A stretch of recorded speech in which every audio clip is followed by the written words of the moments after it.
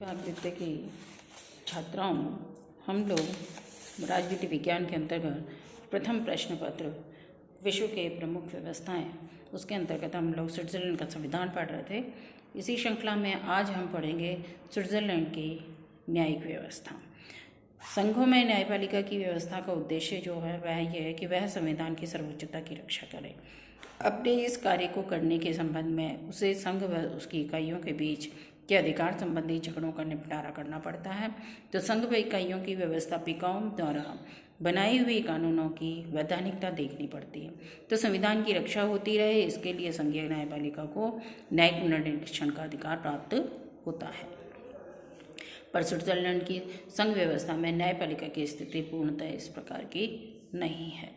इसका संगठन किस प्रकार से है? संघीय न्यायपालिका के संगठन में संघीय न्यायमंडल को के व नीचे के अनेक न्यायालय सम्मिलित हैं, जो कैंटनों की न्यायपालिका के अंग हैं। क्योंकि संघ की ओर से कैंटनों में अपने उन्हीं न्यायालयों की व्यवस्था नहीं है, वरन कैंटनों के न्यायालय ही संघ के कानूनों को भी क्रियान्वित करते हैं।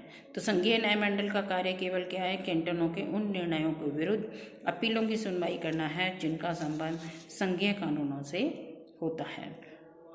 इसके अतिरिक्त उन मामलों के विषय में वह मूल तथा अंतिम न्यायालय का भी कार्य करता है, जो वहाँ के संविधान के स्वरूप के कारण पैदा हुए हैं। तो अब इसकी रचना किस प्रकार से होगी? रचना है कि न्यायाधीशों की संख्या यहाँ पर 26 से 28 रखी गई है और वैकल्पिक न्यायाधीशों की संख्या भी रखी गई है, वो 11 से 13 तक होती है। तो वर्तमान संघीय न्यायमंडल में 26 न्यायाधीश हैं व 12 वैकल्पिक न्यायाधीश हैं। वे सब संघीय सभा द्वारा 6 वर्ष के लिए चुने जाते हैं, यानी इसका कार्यकाल कितना होता है? 6 वर्ष होता है। वैकल्पिक न्यायाधीशों की व्यवस्था इसलिए की जाती है कि जब स्थायी न्यायाधीश में से कोई न्यायाधीश किसी कारणवश अपने पद पर कार्य न कर सके तो वैकल्पिक न्यायाधीश उनके स्थान पर कार्य कर सकते हैं। तो इनकी योग्यताएं क्या हैं? योग्यताएं हैं स्विट्ज़रलैंड का कोई भी नागरिक जो राष्ट्रीय परिषद के लिए चुने जाने का अधिकारी है या संघीय न्यायमंडल का न्यायाधीश भी चुना जा सकता है।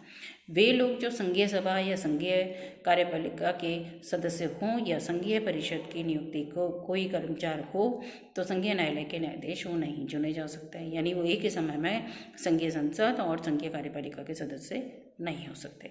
तो संविधान के अनुसार जो अनुच्छेद 108 में कहा गया है कि सभी राजकीय भाषाओं को उचित प्रतिनिधित्व मिल जाए, व्यवहार में संघीय संसद इस बात का भी ध्यान रखती है कि बड़े बड़े राजनीतिक दलों व 2 प्रमुख धर्मों का प्रतिनिधित्व भी हो जाए।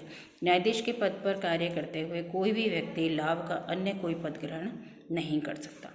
तो संघीय संसद न्यायाधीशों में से 2 वर्ष के लिए एक को अध्यक्ष और दूसरे को उपाध्यक्ष चुनती है। तो कोई भी न्यायाधीश लगातार 2 बार इन पदों पर विद्यमान नहीं रह सकता। तो स्विस संघीय न्यायाधिकरण का कार्यालय वाद कैंटन की राजधानी लासेन में स्थित है। इसकी कार्यप्रणाली क्या होती है? इसकी कार्यप्रणाली तो न्यायाधिकरण के प्रत्येक विभाग का एक अध्यक्ष होता है, जिसका चुनाव न्यायाधिकरण की पूर्ण बैठक में किया जाता है। तो केवल फौजदारी अपील न्यायालय का अध्यक्ष विवाद की सुनवाई के समय उसके सदस्यों के द्वारा चुना जाता है। तो प्रत्येक न्यायालय की गणपूर्ति उसके सदस्यों की संख्या के अनुसार 3, 5 अथवा 7 होती है। तो सभी न्यायालयों के निर्णय बहुमत से लिए जाते हैं, परंतु समान मत होने पर अध्यक्ष का निर्णायक मत का प्रयोग होता है।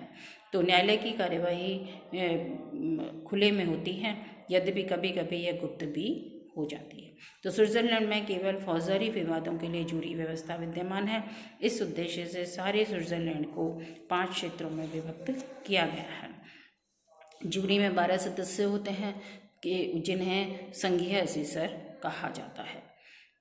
तो जूरी के पैनल में चुनाव लोगों द्वारा 6 वर्ष के लिए होता है। जूरी का प्रयोग दोष ठहराने के लिए होता है। वर्तमान समय में जूरी का प्रयोग बहुत कम होता है। जूरी द्वारा दोषी ठहराए जाने के लिए उसके आधे सदस्यों के अनुसमर्थन की आवश्यकता होती है। अब हम देखते हैं न्यायपालिका की शक्तियाँ।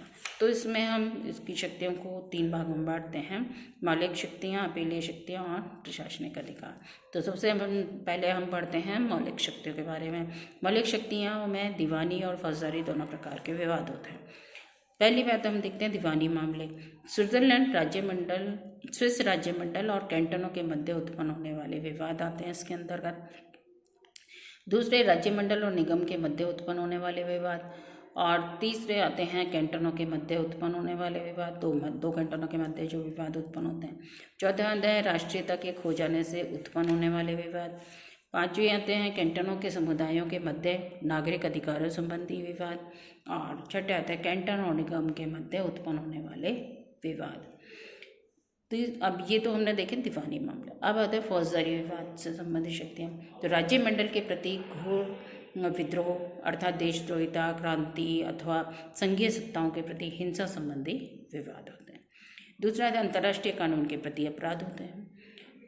तीसरा, वे राजनीतिक अपराध जिनके कारण सशस्त्र संघीय हस्तक्षेप की आवश्यकता पड़ी हो। चौथे, जाली सिक्कों के निर्माण और मतदान संबंधी धोखाधड़ी के विवाद।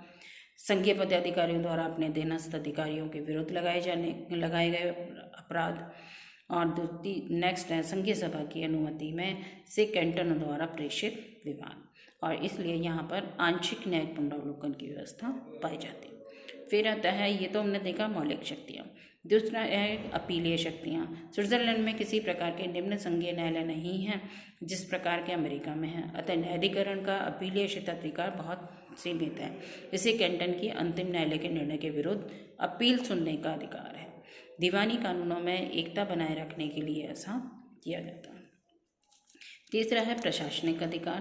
प्रशासनिक विवादों में संघीय न्यायाधिकरण की शक्तियों का विस्तार संघीय परिषद की कीमत पर किया गया है। कैसे कि संघीय पदाधिकारियों की योग्यताएं, कानूनी क्षमता और क्षेत्राधिकार संबंधी विवाद आते हैं। रेल प्रशासन से संबंधित विवाद आते हैं। करारोपण से संबंधित विवाद होते हैं। राज्य कर्मचारियों एवं नागरिकों के मध्य उत्पन्न होने वाले विवाद भी आते हैं। चौथे हैं संवैधानिक क्षेत्राधिकार। तो तीन हो गए, एक तो मौलिक अधिकार हो गया, और दूसरा अपीलीय शक्तियाँ, तीसरा प्रशासनिक अधिकार, और चौथा है संवैधानिक अधिकार। संवैधानिक अधिकार के अंतर्गत क्या आता है? संघीय सत्ता एवं कैंटन सत्ता के मध्य क्षमता संबंधी विवाद, यानी इन दोनों के मध्य जो कोई अधिकार से संबंधित या शक्तियों को लेने से संबंधित विवाद जो होते हैं। दूसरा आते हैं सार्वजनिक विधि से संबंधित विवाद। तीसरा है नागरिक अधिकारों का अतिक्रमण से संबंधित विवाद। अंतर्राष्ट्रीय कानून, समझौता और संधियों के उल्लंघन संबंधी विवाद। तो ये तो इसके शक्तियाँ हैं। तो ये तो हमने देखे इसके मौलिक स्विट्जरलैंड की न्यायिक व्यवस्था। अगले वीडियो में हम पढ़ेंगे प्रत्यक्ष, स्विट्जरलैंड के अंतर्गत प्रत्यक्ष प्रजातंत्र।